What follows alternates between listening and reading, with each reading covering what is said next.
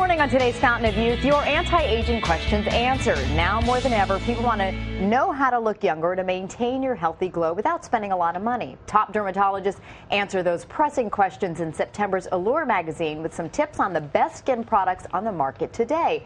Linda Wells is the editor-in-chief. Linda, good morning. We love this because the dermatologists help answer all our questions. We asked them all. We asked everything. Perfect. Now, the first question that a lot of people have is how you can predict how your skin is going to age. Can you really tell? Well, you can look at your mother, and then you can look at your habits. And if you spent your life sunbathing, you know you're going to be in trouble. So it's really a match of both. How early do you start then, investing in product?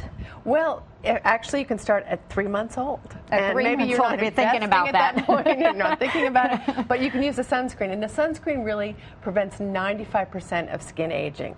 So if you use that every single day, you're going to be in great shape, and that means on cloudy days, it means when you're driving in the car, UVA rays, which are the ones that cause aging, penetrate the glass of a windshield. So if you drive a lot, you'll see aging on the left side of your face more than on the right side. Wow. So you've got to really apply it all the time. If you need a flashlight, that's the only time you don't need a sunscreen. If you didn't start at the age of 3 months, or if your parents didn't start slathering on the sunscreen at the age of 3 months, can you reverse some of the damage already done? It's so much better to start right away, and you can protect against what the damage that's been done, and you can also use other products to reverse it. Well, let's talk about some of the products on the market right now. What is the difference between over-the-counter and prescription product?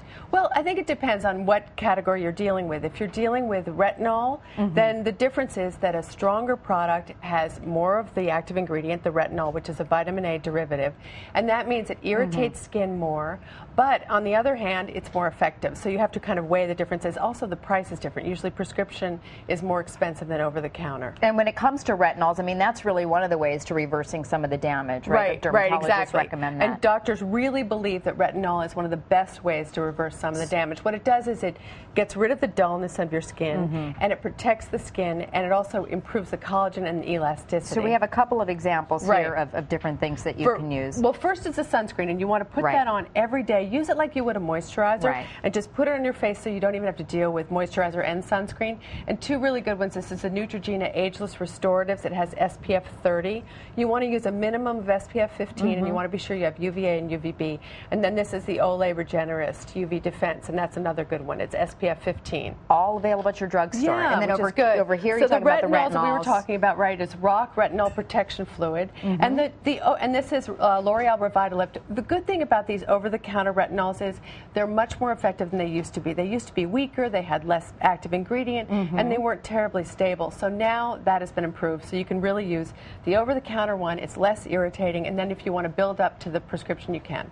And the other buzzword you hear a lot besides retinols is antioxidants. How do they work? Do they really work? Antioxidants are great, and doctors are really enthusiastic about them, the ones we talk to. And what they do is they protect the skin cells from free radicals, which are caused by the sun, pollution, smoke, and that kind of rusts the skin cells and makes the skin look older. They bombard you, right? Right, and so the idea is use an antioxidant and a sunscreen, and you're really protecting your skin. And some of them are quite expensive. This is the SkinCeuticals Floritin CF. That's $150. What is use that. Floritin is this great ingredient that doctors are really enthusiastic about. It actually it penetrates very quickly into the skin.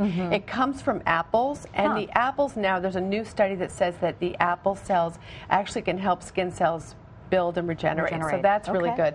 And then if you have sensitive skin, the Eucerin Q10 is great, and it's a less expensive alternative. That's that coenzyme Q10. Right, coenzyme Q10, which is a good antioxidant. Okay, now bags, dark circles, another question that we've been getting from our viewers, and we all deal with that. And as you age, of course, your eyes get puffier and darker under the eye. How can you help that area? And that's one of the things that women notice first, and they're not very happy about it. I mean, one of the things you can do is it depends on what color your under eye circles are. If they're brown, that usually means that it's an excess of melanin, and you can use a bleaching cream, and you can also use antioxidants again.